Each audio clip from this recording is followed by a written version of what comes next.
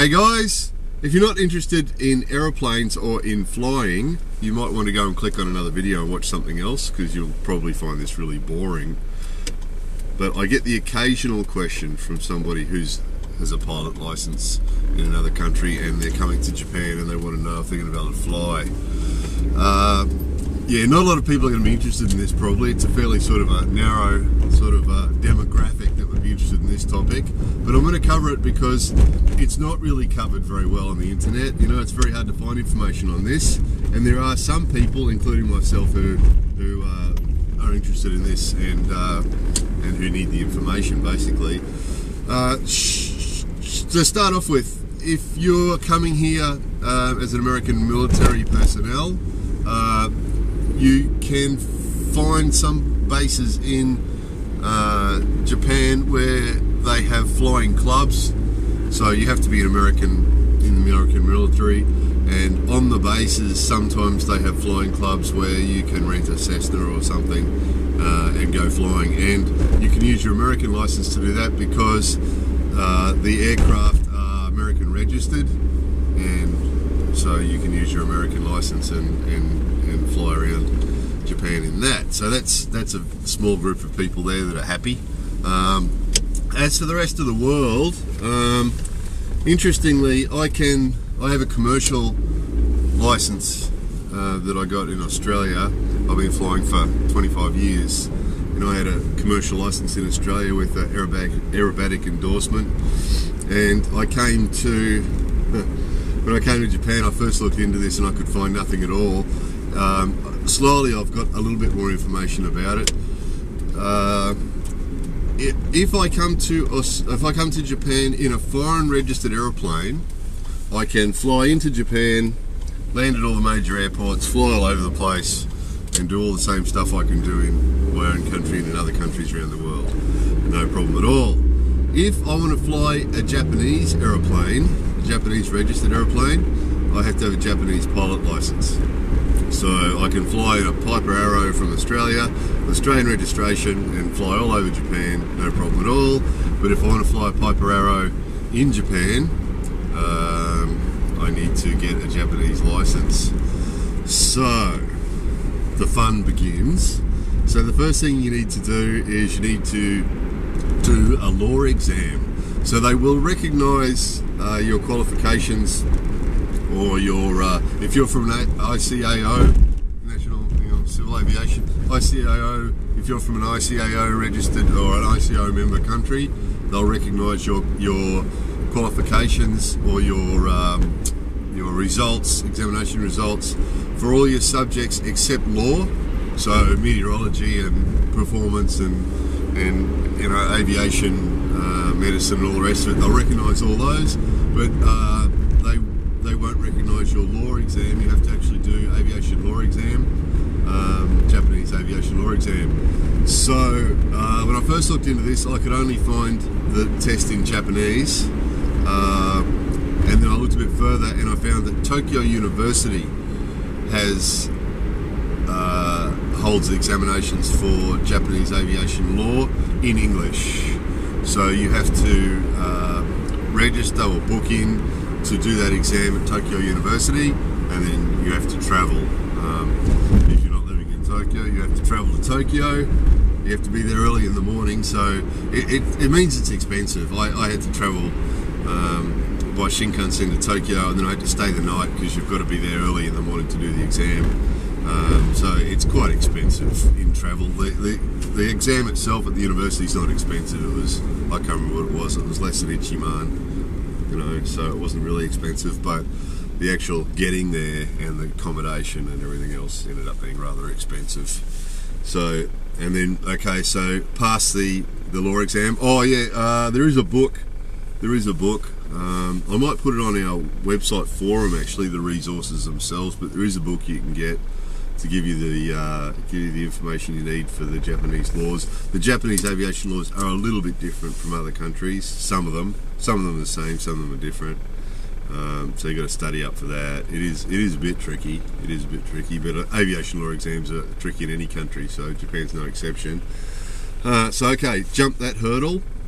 and then you need to take, and then what they'll give you after that, they give you a piece of paper, and it actually shows pass. If you pass it, it'll show a pass for every subject, for all the subjects. So you end up with a piece of paper that shows passes in 7 subjects, and then you have to send that to the JCAB, the Japanese Civil Aviation Board, and apply for a Japanese license. So that's all good up until then. Then you need to do a physical. For a private pilot, it's a class 3 medical physical examination, and they do brainwave scans and all sorts of stuff here, so it's a fairly thorough physical. But the biggest hurdle is you have to have a radio operator's license. Now, I know in most countries, the radio operator's license, you have to show that you're proficient in the use of the radio and operating the radio. So, you know, using the radio itself, turning the knobs, you know, turn it on, adjust changing frequency, and then actually physically using the radio procedure. And usually it's not a difficult thing to do. In most countries it's not difficult to pass that. But in Japan, for some reason, they don't actually, that's not the main part of the exam. The main part of the exam is the technical aspects of radio. So it's all about the frequencies and the voltages of the radios operate on, and the frequencies, different frequencies and wavelengths, and all those technical questions that aren't relevant to pilots, because as you guys that are pilots know, pilots aren't actually allowed to change anything. We're not allowed to work with tools on an aeroplane, you know. It's very minimum. We can check things, we can check oil, and we can change a tyre, and we can do some really basic stuff. But anything that requires working with tools is usually off limits, and that includes changing stuff on radios. So we can't change antennas or fix anything. So the whole exam is all that technical stuff, and even the Japanese pilots agree that it's a difficult exam, and they also agree that it's a total waste of time, because you can't do any of that stuff anyway. You know, it's not allowed. The law says pilots can't change, you know, can't work on radios. They can only use them. They can't alter them. So it's just total waste of time. Typical Japanese bureaucracy. And then the final nail in the coffin for the foreigners is that the radio exam is in English, is in Japanese. So even though the international language for aviation and the international language for aviation radio is English, and that Japanese pilots must have a proficient level of English to be able to be commercial pilots, so Japanese pilots have to study English in order to be commercial pilots. Given all that, they still give the radio test in Japanese. So it's totally ridiculous, and it's administered by their radio department. What are they called? Telecommunications department or something. So it's not administered by the aviation authority. It's administered by their telecommunications authority. So it's a total waste of time. Basically, it's a total waste of time. The Japanese pilots agree, total waste of time, and it's all in Japanese, which means not only is the test really, really difficult for Japanese pilots, but if we want to do it, if we want to do that test, we have to do it in Japanese. And you know, you can imagine if the Japanese pilots are finding it difficult, how hard that's going to be for us to do the test in written Japanese. So there's only you can go to the Telecommunications Authority office and you pay 5,000 yen. There's 3 tests a year. They hold 3 tests a year.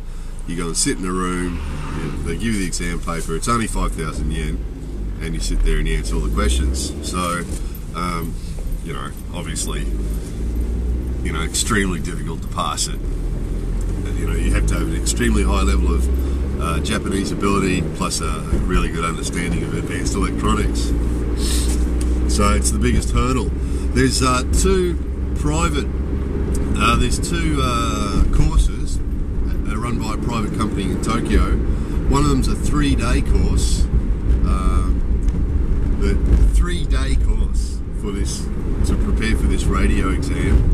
and at the end of it, you do the exam. And they told me that 50% of the foreigners that do that test, that do that 3-day course and then do the test at that company, at that private institution, fail it. So 50% of the foreigners that try to do that test fail it at that course. So if you just walk into the Telecommunications Authority and try and do the test, your chances are less than 50% of passing. So it's pretty dismal, isn't it? And that test at the private institution costs Golman, which is about $600. So, or there's another course that they do in English that's a week long, and it does it does radio, and it's flight. What do they call it? Air crew course or something. So it's not just for pilots; it's for all sorts of people. But it's a 1-week course in English, and you can do that, and that will cover the radio as well. And that costs Sun Juman, which is about $4,000. So keeping in mind, in most ICAO countries, you know, the radio license check, you know, either is free because it's done by your flying instructor, or, you know, it might be $50 or something. So now we're talking about in Japan, you know, you can cough up 600 or 4,000 if you want to try and do it here. So, and the chances of you know, passing are pretty remote anyway. So that's the catch. That's the catch, guys. Up until that step, I've taken all the steps up until that final step, up to the radio step, and I'm trying to jump over that hurdle now, and it's it looks like it might be the end of it. It might be the end of the road for this mission, because it's just impossible. So I've got some guys that have been making some inquiries. There was some talk that at some stage in the future they might actually translate the test into English. There's a radical idea. so that people could sit the test in English. There was some talk about it apparently, but it's not looking like it's going to happen. So you know, if there's any develops about that, I'll let you know. And if I manage to get through the radio test myself, I'll let you know. But it's the biggest hurdle. And I actually did meet, when I did that law exam in Tokyo, the aviation law exam in Tokyo, I met a couple of other pilots. One was from the States, the other one was from Canada, and I kept in touch with them, and both of them have given up. So they did the law exam, and, you know, they did all the other stuff, and then they got as far as this radio test, and they gave up. Because if you can't pass the radio test, of course, you can't fly as pilot in command. So game over. So it's freaking ridiculous. It's typical Japanese bureaucracy, and you know, the flying instructors here that I've spoken to all agree that it's total rubbish. Because most of the flying schools here send their students to Australia or America or offshore somewhere, because the cost of flying here is ridiculous. If you do actually get through the licensing thing, you know, it's possible to rent an aircraft for $300, 172, Cessna 172. You can rent for maybe Niman Sunsen, so about $300 an hour. And there's landing fees on top of that, and all sorts of stuff on top of that. So yeah, it's really expensive here, and to fly with instructors here is like $800 or $900 an hour. So most of the Japanese guys that want to be pilots go offshore, go to another country, get their license, and then they come back here and convert it to a Japanese license, which they can do really easily. They come back here, fill out a few forms, send them away, it comes back, they've got their license. So yeah, the Japanese guys can do it. They can go and fly in Australia or America or wherever, no problems at all. But if we come here, you know, there's nothing being done here to help us get through it, even though the international language for aircraft and for pilots and for ATC and for everybody else is English. That won't let them stop them. That won't stop them making sure that we all speak Japanese and can read and write Japanese to a senior university level to get through the tests. So anyway, so that's it, guys. This might be the shortest playlist. I'm going to make this the playlist, flying in Japan, and it might be the shortest playlist of the lot, because it might be over before it started, but if there's any further developments, I'll keep you informed. More videos coming soon.